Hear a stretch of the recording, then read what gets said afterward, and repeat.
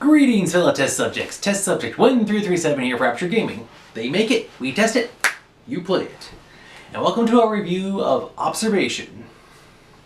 They say in space no one can hear you scream. And that may apply to this video game because Observation is a action, puzzle, horror game. So this game was announced a while back, and when I first saw it, I was interested. It caught my attention. It's available for PS4 and the PC, and so I downloaded it and played it, and now I'm reviewing it for you. When I first saw this game and when I was doing some research about it, I saw on YouTube there was some other stuff. It reminded me a little bit of this. It's like 2001: A Space Odyssey, the film, meets Five Nights at Freddy's, has some elements of Watch Dogs thrown in, and of the two games that I saw that were similar to it are Adrift and Deliver Us the Moon. So without further ado, let's get to the review. Series.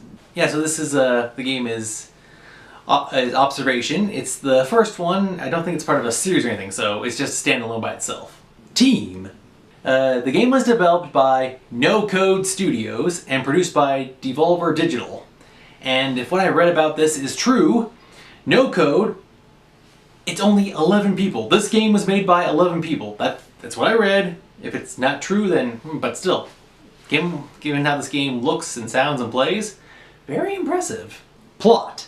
The plot is that you play as the System Administration and Maintenance Operating System, or SAM-OS, aboard the space station Observation. It's a low orbit station. Something has happened on the station. And you work with one Dr. Emma Fisher to try to figure out what exactly in the wide world of sports has happened. And along the way you have to solve some puzzles, and here's what. The reason why I said this reminds me of Space Odyssey 2000, it's 2001: A Space Odyssey, is because you are Sam. You're kind of like the HAL, and you even have the creepy, powerful, monotone computer voice. Gameplay controls. Alright, now so for the controls for this game, like everyone I thought like you're just going to be moving from like camera to camera in certain sections of the ship, like a space station, like EA-01, EA-02, like each area has like a certain finite number of cameras you can control.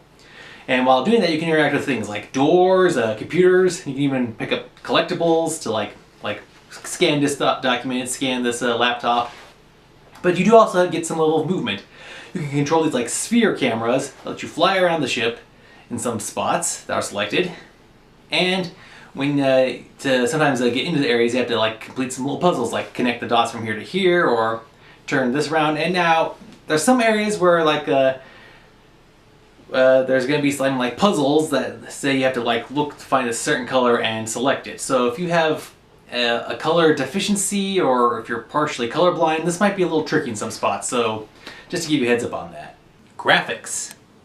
Speaking of visuals, the graphics, it looks amazing. Like, it does look like a space station, the people look like people. It does look like a very good sci-fi game grounded in reality.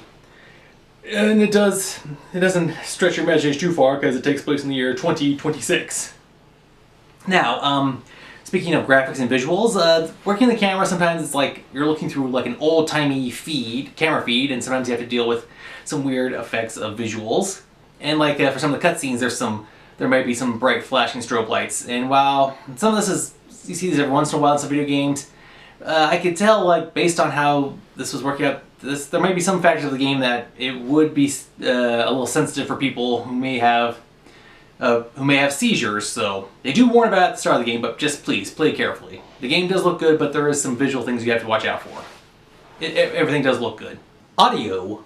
Speaking of looks, the game also sounds good. Everything's set. You have all this the mechanical sci-fi stuff. The audio things you have, it's like so everything does sound. Everything looks and sounds like it does belong in a space station, and even though you are in space, you do get the good vacuum of silence, and then you get the good music, and you get it's very intense. And since it is a horror game, audio and visual play a very big part of the whole psychological. What am I hearing? What am I seeing? What was that noise? Look around. Multiplayer. There is no multiplayer. It's a single player game, and I honestly think there's no way this is going to be multiplayer. DLC. For me, the game itself is a DLC. I had to download it from the PlayStation Store. I don't think there would be any chance of this having DLC.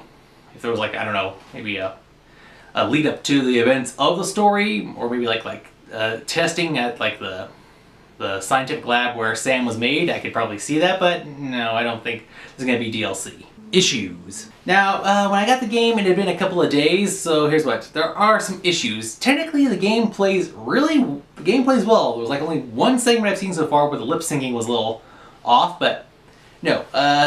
For me, there's two major issues. The first issue was how I'm moving the camera around, and there's a lot of stuff that you can interact with when you like have it in the iris, like activate this laptop or move this door or whatnot. But I was like stuck in one area, and I actually had to go to here on YouTube to find a way to work around an area I was stuck with. And it was, of course, one thing that I didn't interact with or click with because because I didn't know that you could interact or click on that specific thing in the game. So yeah, and even I have had there's like a function where you can like switch to a response mode, and some other things get highlighted. And you can like, oh, I can interact with this thing. I can tell Dr. Emma Fisher about this thing. But yeah, so some stuff, they like put so much stuff in there that you have to click on. It's like you forget, you're like, okay, what do I click on? What don't I click on? And then now for me, the really big issue is the lack of a manual save. The game at the start says when you see this icon, the game is auto-saving. I had to replay the same segment 3 times because so I was playing and then I had to stop because of real world issues.